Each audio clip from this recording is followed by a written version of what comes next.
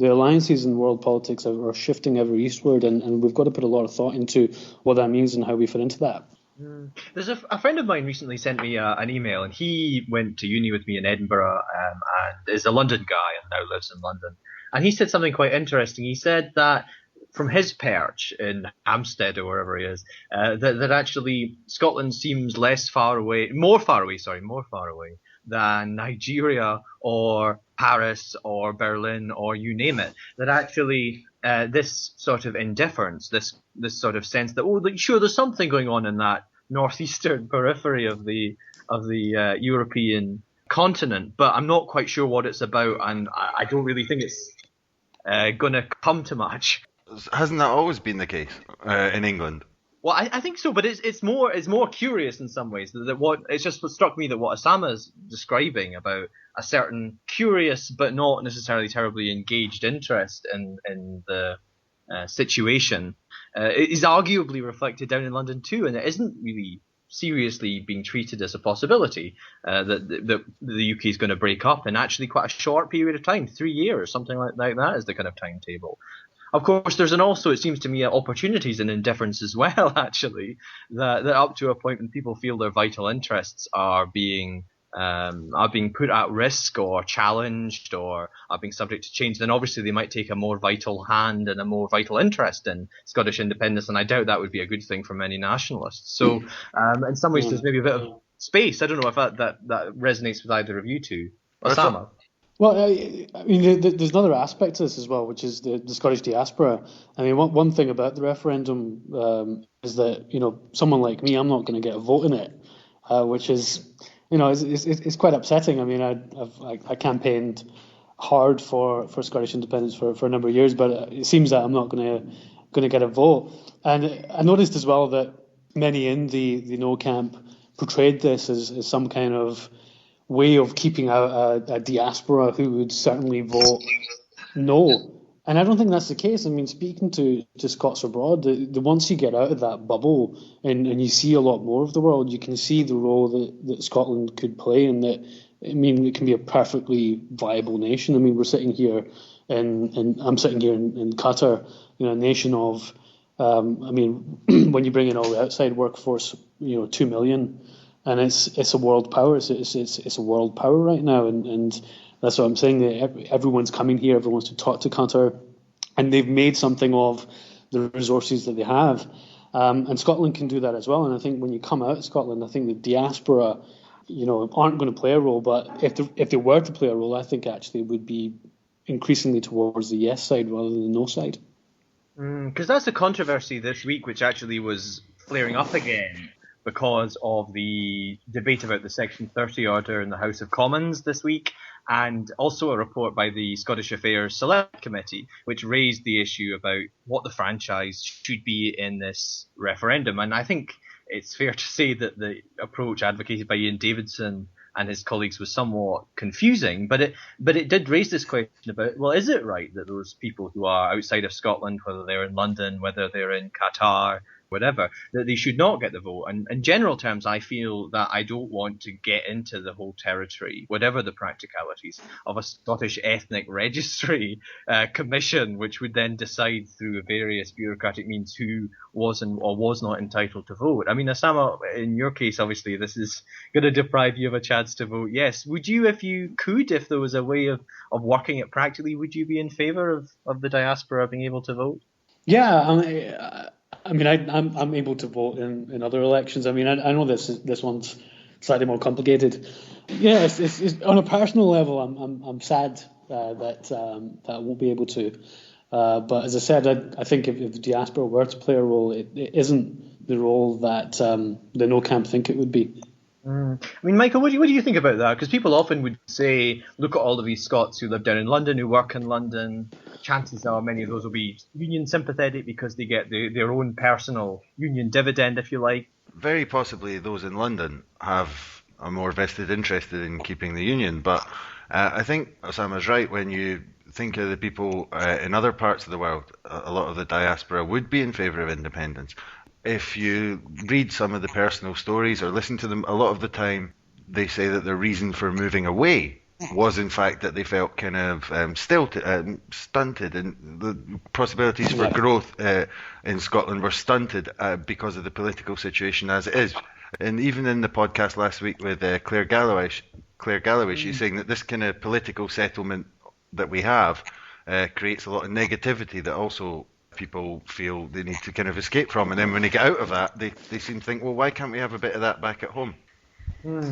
Yeah, and speaking of negativity, and just it follows on from what you were saying there, if anyone watched the House of Commons and House of Lords this week, you would have seen an astonishing display of negativity from the mostly Labour Party MPs and Tory MPs when they were passing this Section 30 order, which will mean that the referendum on independence is pretty much going to be free from legal challenges. I don't know if either of you two watched that particular session and the various arguments that were made. Well, I wanted to ask you, Andrew, did you get permission from the dictator of Butte House to ask that question? Well, you know, I live in England, which is a land of liberty, don't I? So I suppose if I was in Scotland, I would expect the spongy hand of Salmond on my shoulder with a cold. He's not talking to me now, because that picture of that we were all forced to put on the wall of him, I turned to face the wall, so I'm in the bad books. I can't speak about this. It's extraordinary, of course, and our Osama will be familiar with Anna Sawar, who you were standing against in, was it Glasgow Central in 2010, weren't you? Yeah, I can't remember. Yeah, he contended that the Scottish Parliament was not a democracy in any real sense, which is a truly extraordinary and frankly ludicrous proposition. But I think it's interesting that you see in these debates this rather melancholy atmosphere of sort of longing for a better past when this House, this Parliament could take sage deliberations on the fates of the nation before, you know, these upstart Holyrood types took over. And you think, well, do you want devolution without devolution? Because people like Ian Davidson would say, I'm a devolutionist, not a unionist. And yet the whole atmosphere that was being cultivated in that Section 30 debate was remorselessly negative and pathologising too, as if all Scottish nationalists were somehow suspect and secretly longed for single-party state domination and you name it. I thought it was pretty chilling as a kind of no argument for the union. Ian Davidson, all Scots are secretly longing, or independent supporting Scots are secretly longing for another Bannockburn as well. I mean, Jesus Christ, it was mad. It was a marvellous little rhetorical movie made there about set up a straw man and then deplore something that no one's actually proposing. It was, you know, he does have a certain low animal cunning, whatever else you could say about Ian Davidson. Sam, I don't know if you saw it at all. I imagine you might have better things to do than watch the House of Commons. Well, when Michael asked me to come on today and told me the topics, I can't, honestly, guys, I can't believe you made me read that debate. It was truly hideous. I mean, from one point, you know, Davidson making out that it was something based on, you know, Scots were wanting to base this whole thing on ethnicity, and then as Jim McGovern stands up and, you know, laments the fact that Alec Ferguson can't vote because he's in Manchester, but Englishman Terry Butcher can, and thereby himself making it into an ethnic thing rather than an inclusive civic Scottish thing. But the other thing that struck me about it is, and I've you know, as someone who worked formerly for the First Minister, you know, I've never been able to really get a handle on the amount of hatred that the Labour Party have for him. On one level, like, yeah, I don't get it because, you know, I know him to be, you know, this is going to sound really sycophantic, but I know him to be a really decent man, and it's not, you know, and I also know that within the public there is this perception of him that yes, because he's very confident and articulate, that somehow translates into him being arrogant and cocksure of himself.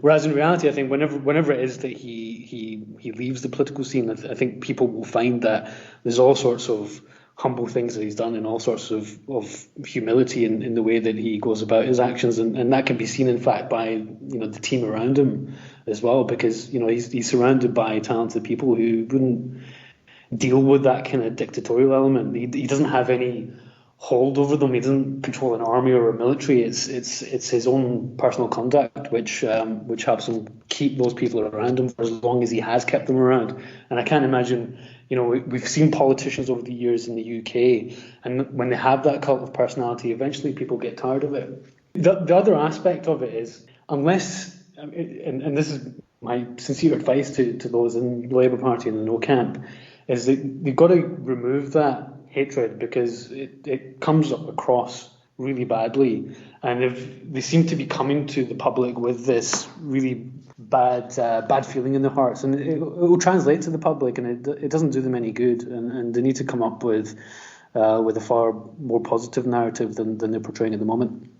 And it's a classic saying, is it not, that you should never hate your enemies? I don't remember what canny soul actually said that, but I think it's generally true that you blind yourself and tend to assume, I think, that people share what you believe, which maybe they don't, and you just exist in a rather negative echo chamber. I don't know if either of you saw, but this week a woman who is in many ways takes herself to represent a sort of Scottish social democratic voice, Joyce McMillan, was commenting on this particular debate that we're talking about, and saying that despite her own sort of non-nationalist approach to politics, despite her own long-term sympathies with the Labour Party, let's be blunt about it, that she's finding that the whole tone of this debate is pushing her towards voting yes, which I think is extraordinary. I don't necessarily think she's a classic representative of the ordinary Scottish punter, but she is someone who's very invested in this conversation, and is a kind of pro-devolution soul, the sort of person that we will actually have to convince to support independence. So I thought it was significant that she was sort of finding the sort of hatred and frankly just bizarre feeling that Osama was summarising there. Yeah, I read that. I thought it was wonderful. It's exactly what we're hoping for. You could say that Labour are digging their own graves, and there's been a lot of articles to that effect recently as well. That, what's his name from the Independent, Owen Jones? Yeah, Owen Jones. Yeah, he wrote an article saying that basically the slow death of Scottish Labour, the self-inflicted death of Scottish Labour, they're just pushing themselves further and further down that hole. I suppose the kind of counterpoint to that is that we are all, as we see, we want to be convinced by folk like Joyce McMillan. And personally, I think a sort of scorched earth anti-independence campaign, which is undoubtedly where we're going to get to, might actually work quite well if it comes to it. And therefore, I know it might drive us up the wall, but in the sense of cultivating terror, innuendo about nationalists all secretly wanting to be fascists. I'm not sure that these are thoughts, despite how ludicrous they are, which wouldn't necessarily begin to cause anxieties for a significant section of the Scottish people. Speaking of that, did you see that today about nationalists wanting to be fascists? There was actually a photo from Edinburgh that someone put up with some of the Defence League people carrying the Golden Dawn fascist sign. If that's the people that Labour want to get in bed with, I think that's a support for independence on the up. Yeah. No, it's curious, I think, and actually maybe that's a nice point with the talking about that Section 30 order, which I must say I'm very pleased has been passed, because it does mean that we won't have any legal challenge to this referendum.